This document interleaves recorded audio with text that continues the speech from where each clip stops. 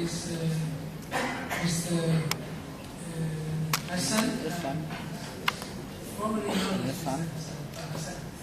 Hassan pasti kalah. purchased his company. Kan dia komplain yang koi hari. Based out of phosphorus, Sio kami sio Secretariat, as well as tapi langkah kena Jokowi. we will look at what his experience is, and we will also have a 1-minute video to show what exactly it is for. Please.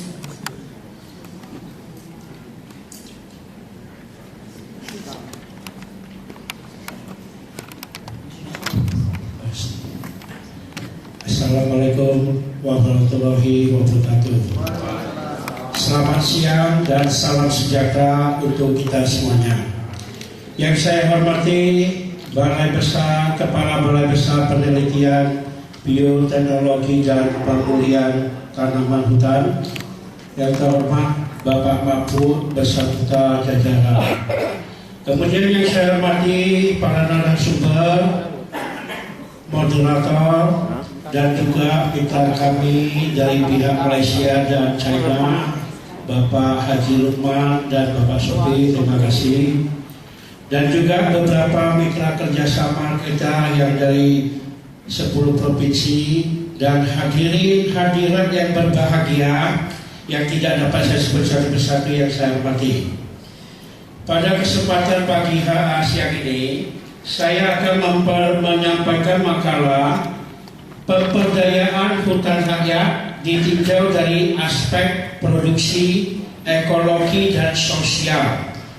Ini saya sampaikan bahwa dari pengalaman dan riset saya dari 17 tahun bergerak di industri kayu lapis, perkayuan, dan tanaman pohon serta konsultan internasional dengan pendidikan yang sangat-sangat minim sekali. Jadi hasil penelitian saya pada kesempatan ini saya mengajak Anda, karena ini saya ringkas saja dalam penyampaian ini, saya mengajak hadirin semuanya untuk melakukan investasi di dalam penanaman pohon.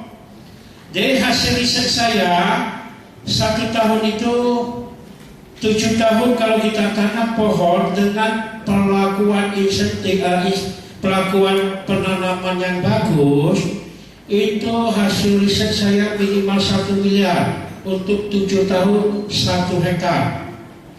Jadi saya sampaikan kepada Bapak, ini hasil penelitian. Kemudian ibadah nyata pun kita lakukan secara tidak langsung. Oke, saya sampaikan sedikit. Ini ada perubahan dari logo saya, tadinya stupa di sini. Saya menciptakan sendiri logo ini. Ini hijau melambangkan go green. Kemudian bola dunia ini melambangkan bumi yang tercinta. Kemudian pohon itu adalah pohon Japon dengan pot yang putih, yaitu hati yang tulus, menanam pohon dengan hati yang tulus. Jadi dengan satu cerita, keluarga besar Serayu Group melakukan penanaman pohon untuk menyelamatkan bumi kita ini dengan hati yang tulus. Sekali lagi, Serayu Group, saya panggil sekali lagi, Serayu Group melakukan penyelamatan bumi kita ini dengan menanam pohon, melalui penanaman pohon dengan hati yang tulus. Jadi Bapak Ibu yang saya hormati, ini desain saya sendiri dengan pendidikan yang sangat minim, dibantu mungkin ada Dr. Insinyur Sri Rahayu. Saya konfirmasikan dia setelah desain.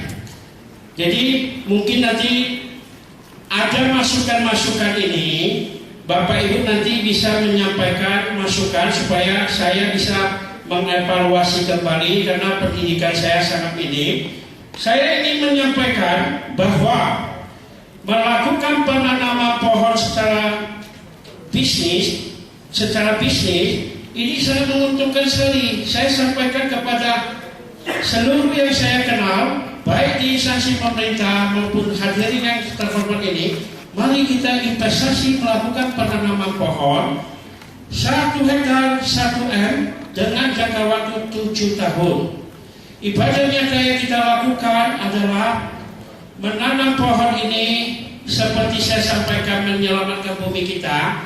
Pohon bisa mengatasi angin longsor. Hasil penelitian saya, ketinggian pohon 10 meter, diameter 15 cm, itu bisa menyimpan 40 liter air dalam 24 jam. Jadi ketinggian pohon 10 meter, diameter 15 cm,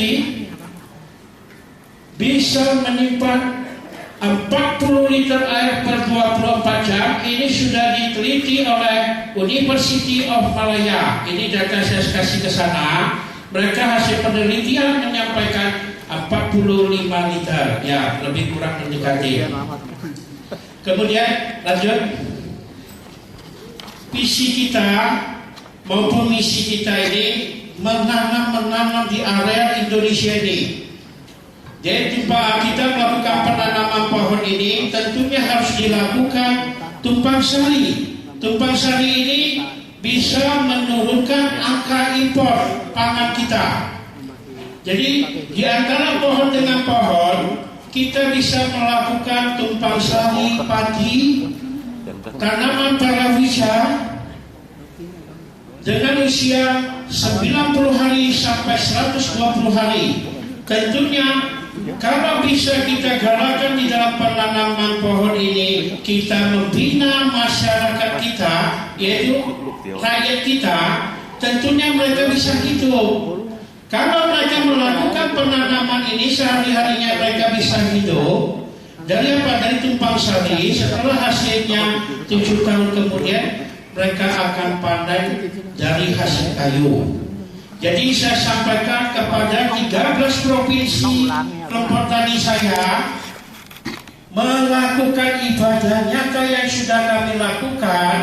Anda punya keluarga sudah bisa terkumpul, sekolahkanlah setinggi mungkin anak kamu, karena kedepannya pendidikan sangat dibutuhkan.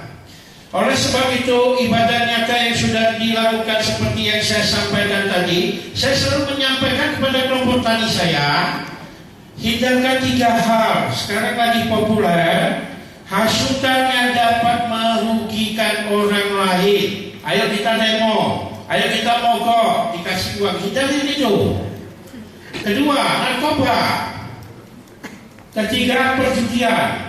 Ketiga hal ini kamu hindarkan, ketiga hal ini yang saya sampaikan kepada petani saya, kita akan memetik hasil ke depannya. Kalau program ini bisa dijalankan di Indonesia, saya yakin kita akan menjadi, pertama akan menjadi eksportir pangan, bukan impor lagi. Karena kita dianugerahkan Tuhan karena yang sangat subur, iklim yang sangat bagus, area yang sangat luas, manusia pun juga banyak, masa kita memerlukan impor pangan. Kalau bisa dilakukan ini, saya sampaikan kepada petani saya, tentunya kita secara tidak langsung ibadah nyata telah kita lakukan, kita akan membantu pemerintah dalam membangun ekonomi rakyat di bidang pangan dan kayu. Oleh sebab itu, hadirin hadirat yang berbahagia, kita mulai melakukan investasi ke agroindustri. Karena presentasi saya dengan yang lain beda, mereka mengenai berdasar teori, saya melalui pengalaman. Investasi yang sangat bagus ke depannya.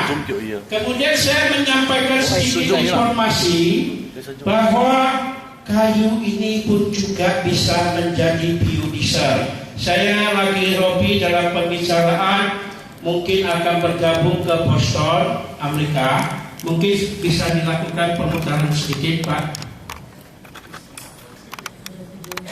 Video A. Ini saya minta ke Boston untuk minta semuanya, nggak dikasih, hanya kasih seperempat aja. Suara nggak ada ya? Other products. One type of thermochemical conversion process is gasification, a method that uses heat to turn biomass into a hydrogen and carbon monoxide-rich gas called synthesis gas, or syngas. This in turn is converted into liquid transportation fuels or other products.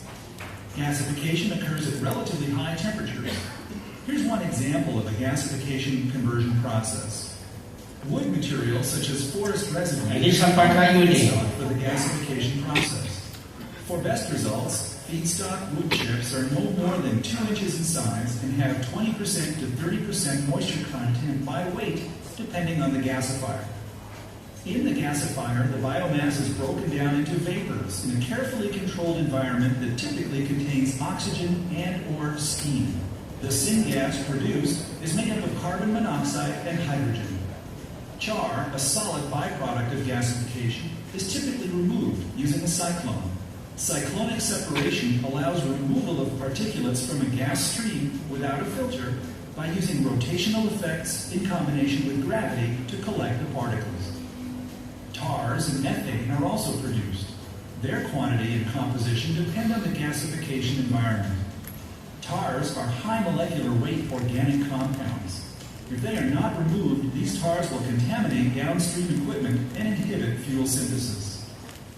One way to remove methane and tars is by using special catalysts to convert the compounds into additional syngas, thus eliminating the methane and tar problem while also improving the efficiency of the process.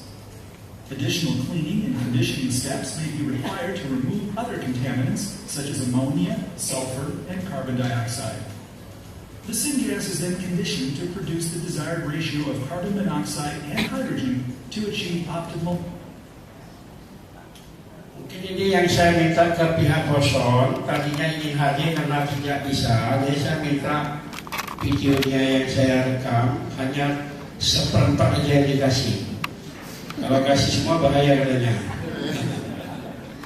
Kemudian Bapak Ibu, gak usah khawatir kalau kita investasi kayu, investasi ke penanaman kayu dengan tumpang sari, jangan khawatir dan jangan selalu mendengar rakyat Indonesia susah jatuh. Tidak. Kalau kita investasi di suatu tempat di dalam penanaman, kita membuka jalan hidup mereka, terus ada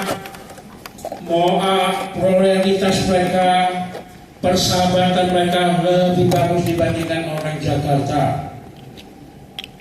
Moral mereka ini, jadi kita membuka jalan hidup mereka. Jadi sekali lagi, investasi ini jangan khawatir nanti kalau udah bikin kayu udah ada, nanti mau jual kemana saya.